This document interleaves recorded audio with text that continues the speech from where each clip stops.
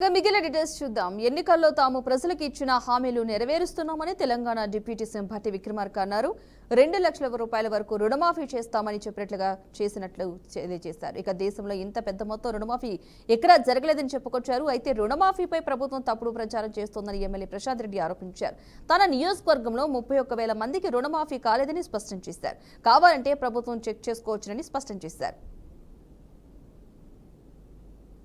సంబంధించి చెప్పంటే కూడా చెప్పడానికి సిద్ధంగా ఉన్నది. దయచేసి ఇంకొకసారి మీరు ఈ స్కీమ్స్ ప్రకటించారు, మీరు డబ్బులు ఇవ్వట్లేదు చేయట్లేదు అంటే మాత్రం మళ్ళీ లేచి నా దగ్గర మొత్తం ప్రతి స్కీమ్ సంబంధించి సమగ్రమైన సమాచారం ఉంది.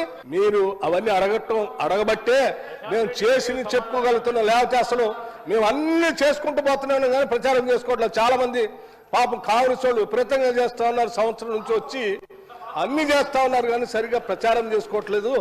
అంతకుముందున ప్రభుత్వం ఏమి చేయకుండా ప్రచారం చేసుకొని 10 ఏళ్ళు బతికింది. వీళ్ళు చేసిన స్కీమ్స్ అన్ని కరెక్ట్గా ప్రచారం చేసుకుంటే వీళ్ళకి అసలు తిరిగే ఉండదని ప్రజలంతా అంటున్నారు. దయచేసి మీరు చెప్పిన మాట ప్రకారం మీరు చెప్పిన దానివల్ల కనీసం ఇదైనా చెప్పే మేము ప్రయత్నం చేసాం.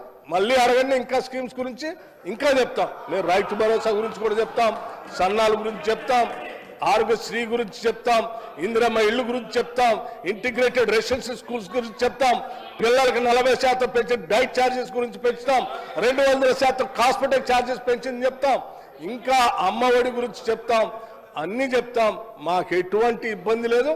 మీరు ప్రశాంతంగా ప్రశ్నించండి, చక్కగా మేము సమాధానాలు చెప్తాం. పల్లారాజేశ్వరరెడ్డి గారు మాట్లాడుతూ గవర్నర్ గారి ప్రసంగం మీద మాట్లాడుతూ రుణమాఫీ మీద మాట్లాడారు. గవర్నర్ గారి ప్రసంగం రిప్లై ఏమో సీఎం గారు చేసేది ఉండే సార్. మరి పాపం డిప్యూటీ సీఎం గారు లేచి మరి ఎందుకు మరి తను క్రెడిట్ కొట్టాలనుకుంటున్నాడా?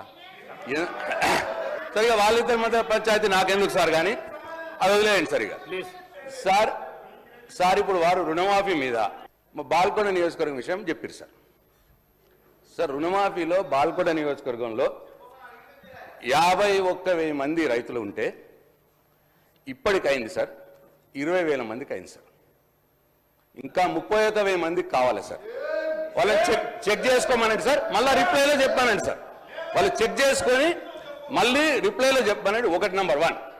నంబర్ 2, మేము టీఆర్ఎస్ ప్రభుత్వంలో ఉన్నప్పుడు 2 విడతలుగా మేము రుణమాఫీ చేసిన అమౌంట్ కంటే 2 విడతలుగా మేము రుణమాఫీ చేసిన అమౌంట్ కంటే మొన్న వాళ్ళు చేసిన రుణమాఫీ అమౌంట్ తక్కువ ఉన్నది అని చెప్పి నేను ఇక్కడ మాట్లాడుతూ ఉన్నాను.